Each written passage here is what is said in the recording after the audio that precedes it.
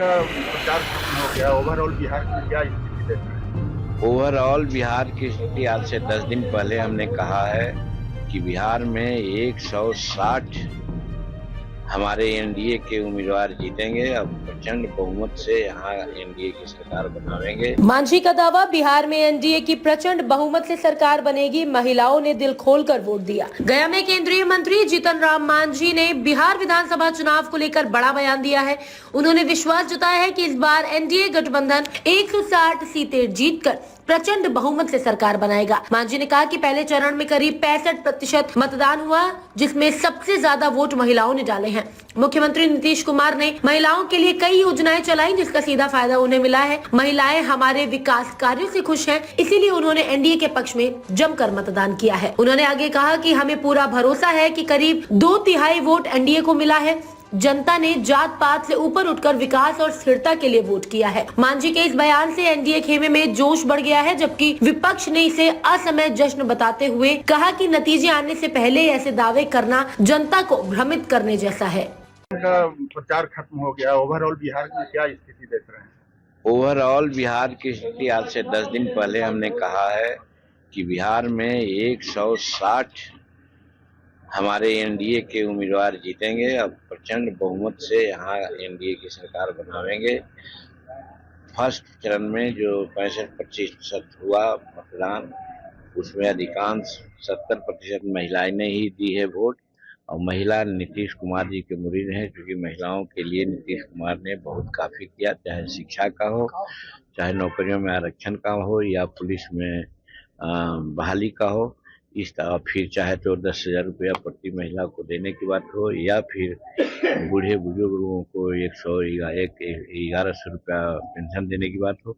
इस सब से एक ऐसा माहौल बना कि सब लोग उत्साहित होकर के वोट देना चाहे, और उसमें भी खास करके महिलाओं ने दिया है। तो महिलाओं का टर्न आउट जो हुआ है, इसी से हम लोग समझते हैं कि हम लोगों के पक्ष में 2/3 वोट गया है। आपकी पार्टी का स्ट्राइक रेट क्या होगा? आप 6 सीटों पर हो गए। देखिए, हम प्रेडिक्शन में विश्वास नहीं करते हैं। हम गीता की बात को मानते हैं कि कर्मण्येवाधिकारस्ते मा फलेषु कदाचन।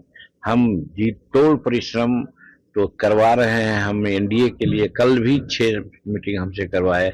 आज हम अपने क्षेत्र में वाकई जा रहे हैं, प्रयास हम कर रहे हैं, और रिजल्ट जनता के हाथ में है। मैं उसके बारे में कुछ नहीं कर सकता। अमित शाह कल बोले हैं कि राहुल गांधी चाहे जितनी यात्राएं कर लें, वो जो है घुसपैठियों को नहीं बचा पाएंगे।